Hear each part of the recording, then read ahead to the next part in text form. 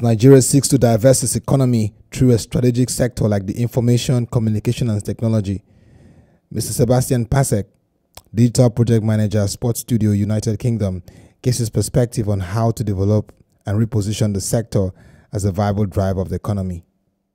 I would compare it to other bits of your infrastructure. It's a little bit like your roads.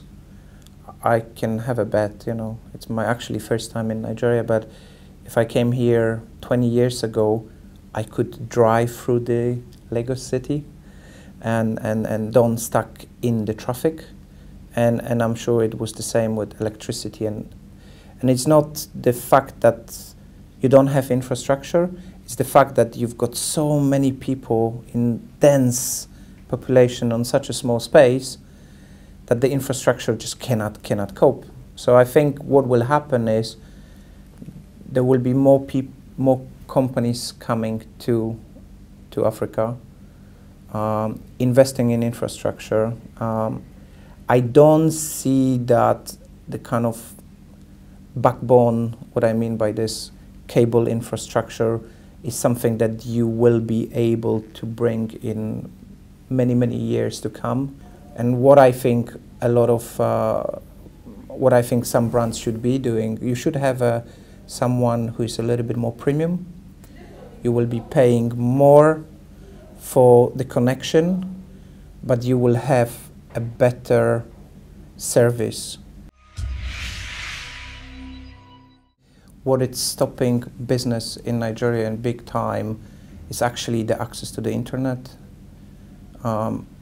You are not as efficient as you could be as a nation, and a lot of companies, they deal with countries outside of Nigeria, and even internally, if you have to wait 5 minutes, 10 minutes to even access your emails, and then if someone sends you 5 megabytes file, you can go for a lunch and come back to get it. I think there should be places in the big cities, big agglomeration, that there is infrastructure built in, and it's specifically built in for big companies, big corporates, and it should be more on a share level, because I noticed that a lot of things that happen here, even going back to something maybe slightly different, I noticed that there is a lot of generators, power generators running, and everyone seems to have their own one. And I was speaking to someone and I said, I think it will be a great idea if you have a small community, everyone get together, buy one big one.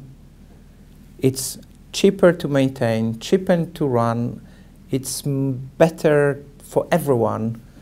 And what I heard in return was, no, I think everyone wants to look for themselves. So I think maybe if there is more sense of community and those centers are built with this in mind, so a lot of young people that I meet on the street or on a conference that I went to, they really want to do it. They are eager, they are ready. It's just someone needs to give them a helping hand, and it's a completely new mindset that they have. They've got access to the internet, so they read a lot, they learn from others, and they just would like to changes, and everything is just happened a little bit too slow for them. So maybe build those oases for them that they can actually go develop, be better, and in the long term they can just be the seeds of that kind of new approach, and they can gather others.